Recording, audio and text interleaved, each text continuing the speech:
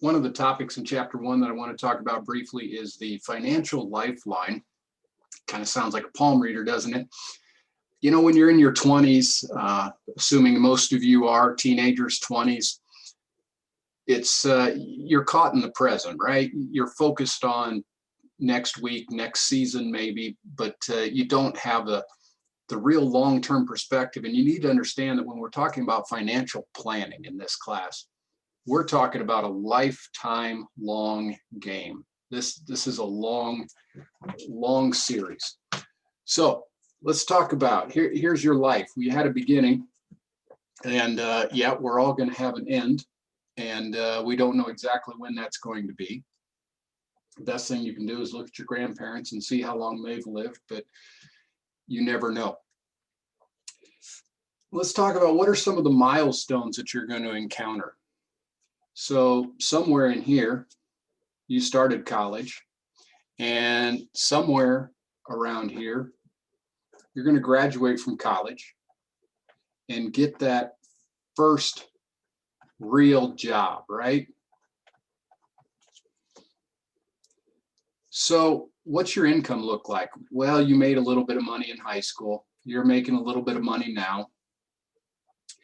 But hopefully, when you get your first real job, you're going to see a substantial spike in your income, right? And then as you move through your career, you should see, if you're successful, continually increasing pay. I mean, to some extent, you tend to get more pay just based on experience because you become more valuable. But also, hopefully, you're getting promotions, you're learning new skills, you're becoming more valuable. So you should have increasing compensation as you go through your life. It's very common for people to experience one of these, where there's an interruption in your career, there's a layoff or bad economy or change of careers where your income takes a significant drop, but hopefully you recover from that very quickly. And you're going to continue to increase your earnings. This time period from probably, say 35 to 55 or 60, those are going to be your prime earning years. That's when you should be making the most income of your career. And then at some point here, next milestone is you hit somewhere in retirement. What's going to happen with your income then? Well, hopefully, if you've planned ahead with retirement, you still have you have a lot of savings, you have a lot of resources so that you can maintain a very comfortable lifestyle. You will have Social Security, but in terms of a paycheck coming in, you know, your income is going to take a rapid drop off, right? Maybe you'll be a greeter at Walmart, but other than that, your income is going to take a drop. Again, hopefully you have lots of resources. A couple other stages in here. Let's say somewhere around here, you get married, have a partner. Then somewhere here, you begin a family. So this is a period where you're making good money, but you also have high expenditures, raising kids. This period in between, introduce you to a term you probably haven't heard, is when you're a DINK, double income, no kids. Hopefully that's a time where you're having fun and putting a lot of money away. Then you have family. What's the next milestone? Well, somewhere out here, you've got college for your kids, and that is a big ticket item. I would imagine for most of you, your parents are providing at least some assistance for college. For some of you, a lot. For some, not much, but at least some. And then you get the kids through college, depending on how many kids you have.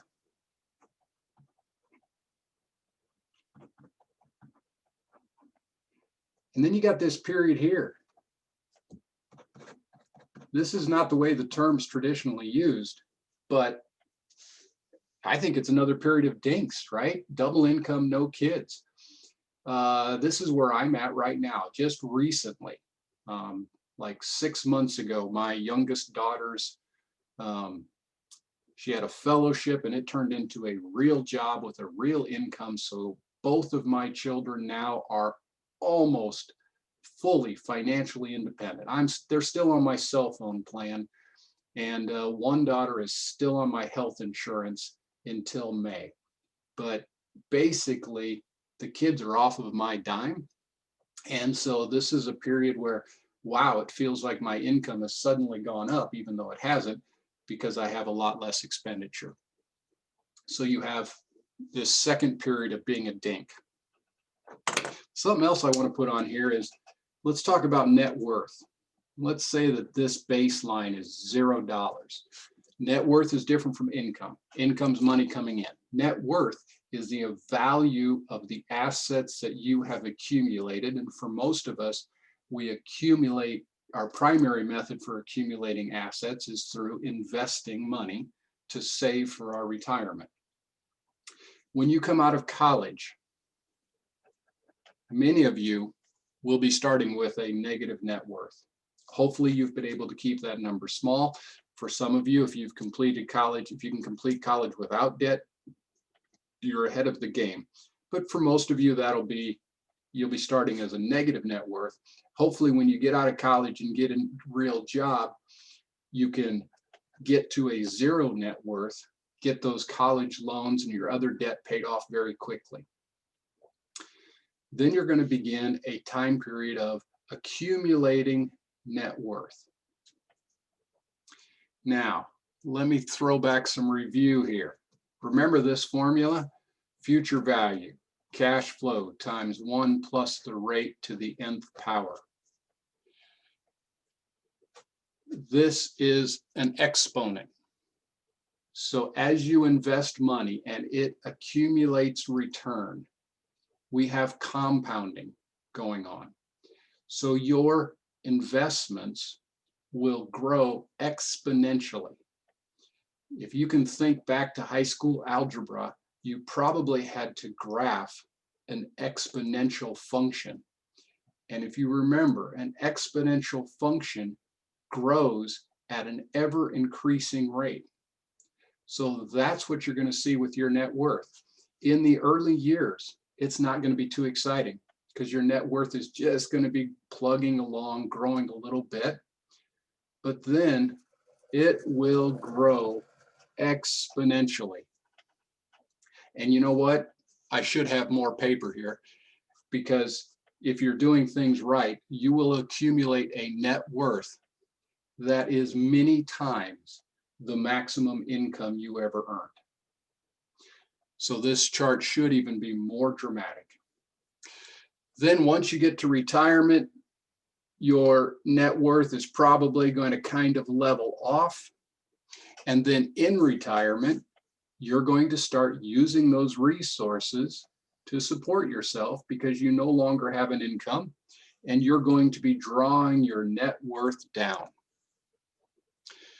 Now, some people have a very strong desire to leave money for their kids or for their church or their college.